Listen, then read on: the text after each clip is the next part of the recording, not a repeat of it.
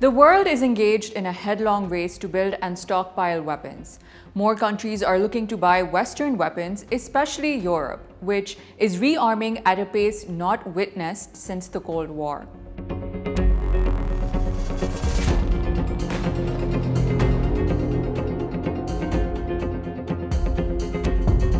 And in this maddening affair, the weapons industry and those who run it make heavy profits. Many would suggest the arms industry also backs wars because it makes tons of money. Did you know that 2024 was a record-breaking year for the global arms industry? And who knows how much more it is bound to make this year? According to a new Stockholm International Peace Research Institute report, the world's biggest arms manufacturers made a staggering sum of $679 billion in 2024, almost 6% more than the year before. And yes, the reason probably won't surprise you. War is back, and so are profits from selling weapons. The wars in Gaza and Ukraine are dominating the headlines and driving a huge demand for weapons. But who is really profiteering from it? Let's find out. Most of the growth came from the United States and Europe. In the US, 30 of 39 major arms companies reported gains, reaching $334 billion. That's a 3.8% rise. Europe did even better, $151 billion, up 13% from the previous year. The companies benefiting the most include major US giants like Lockheed Martin, RTX, and Northrop Grumman, as well as Europe's big players such as Rheinmetall, BAE Systems, Leonardo, and Czech-based Czechoslovak Group, which alone saw an extraordinary 193% revenue surge. Ukraine's state-owned arms firm grew 41% in a single year.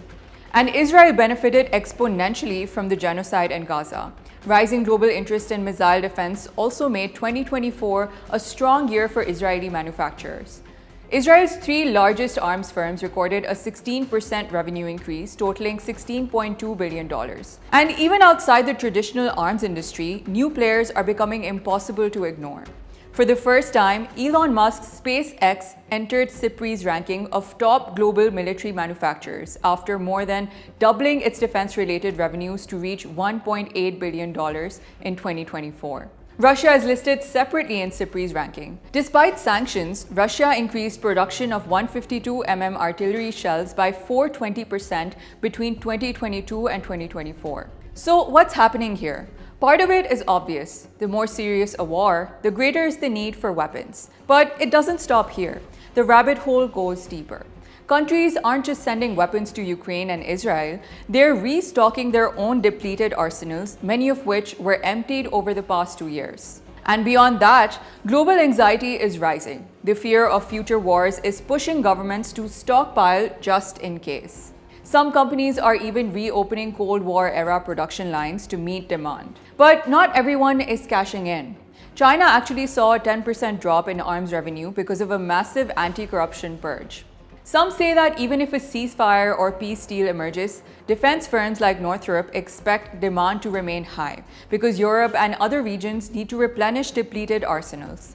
It is also noted that while Europe is racing to ramp up production to counter Russia, they could hit a bottleneck because critical materials, especially those used in missiles, sensors, electronics, and explosives, are harder to source as China tightens export controls. This could slow Europe's rearmament just as demand peaks. So let's zoom out. When record profits happen during record conflicts, several big things shift. Wars can last longer because countries aren't running out of firepower, and Western arms dependence deepens, especially in Europe, which is rearming at speeds not seen since the Cold War. And of course, it raises the uncomfortable moral question. Should anyone profit from war? Not really. But as long as global tensions keep rising, arms profits probably will too.